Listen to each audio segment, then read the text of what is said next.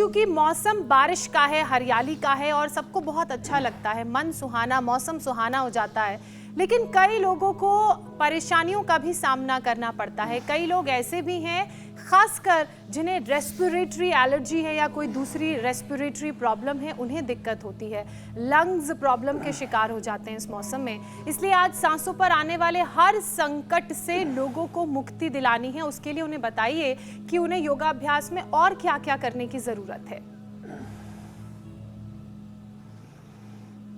मकरासन, भुजंगासन, शलभासन, धनुरासन, ये फेफड़ों के लिए अप्रतिम है। और ये गोमुखासन, ये पूरा पैकेज प्रारंभ में बता दिया। प्राणायाम तो करने ही सो करने हैं। तो देखो, आपने बात कही कि हम सुबह सुबह योग करते हैं, सबको कराने के लिए प्रेरित करते हैं, योग पंचायत लगाते हैं, योग करो कराओ, योग को जीवन में अपनाओ, योग को जीवो, योगमय जीवन जीना।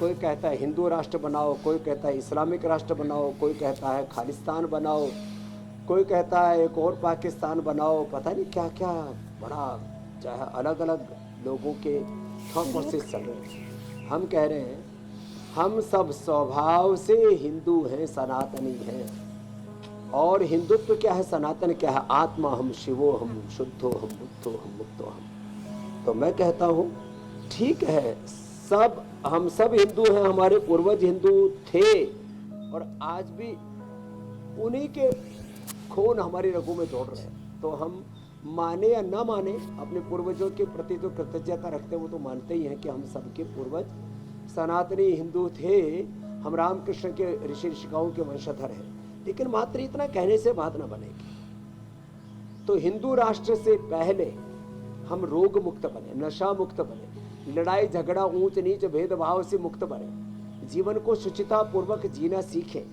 ये जरूरी है। तो ये हम रोज इंडिया टीवी पर करते हैं कि सबके जीवन कैसे निरोगी हो, सब कैसे निर्दोष जीवन जिए। और इसकी सबसे बड़ी प्रेरणा है कि सारी बीमारियों से, बुराइयों से, अनीतियों से, कुरीतियों से, सब प्रकार के अज्ञान से, अश्रद्धा से, अकर्मण्यता से, प्रमाद से,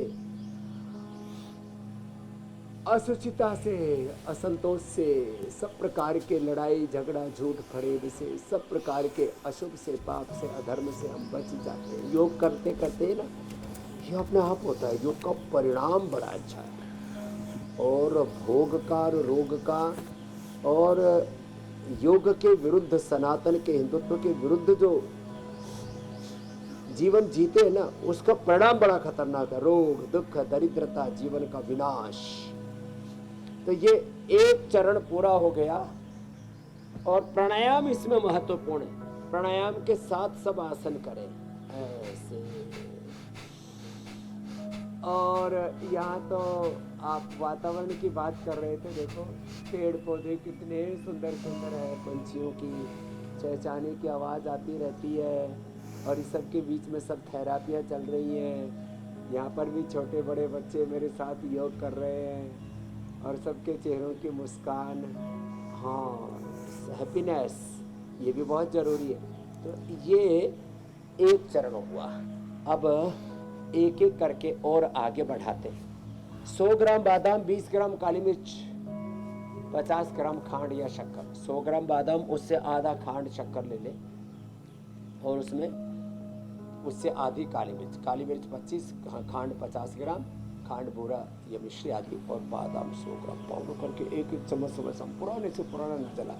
अब इसकी ना ये भी कई बीमारियां हैं, ब्रोंकाइटिस, फेफड़ों की सूजन, कफ, गला, फेफड़ा रुंधा हुआ है, अस्थमा, फिर जो है पूरा अंदर फेफड़े लोथड़ी की तरह हो जाते हैं, लंग फाइब्रोसिस, फिर अंदर गांठें बन जाती हैं, फिर वो टीबी हो जाती है, फिर फेफड़ों में कैंसर हो जाता है, इन्फ्लेमेशन और ज़्यादा बढ़ गया तो। और फिर ये कफ बढ़ने से शरीर में, पूरे शरीर में गांठें हो जाती है। कफ बढ़ने से पूरे शरीर का वेट भी बढ़ता है, कफ बढ़ने से प्रमाद भी बढ़ता है।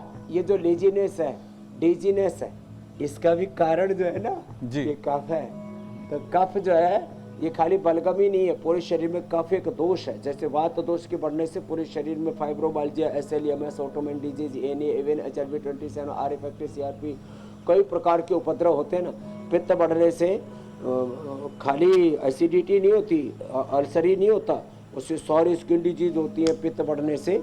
फिर उच्च रक्तचाप होता है, पित्त बढ़ने से गुस्सा बढ़ता है, पित्त बढ़ने से सोराइसिस, एक्जिमा, निकोडर्मा, बहुत प्रकार के उपद्रव होते हैं, इनफर्टिलिटी से लेकर के और ऐसे।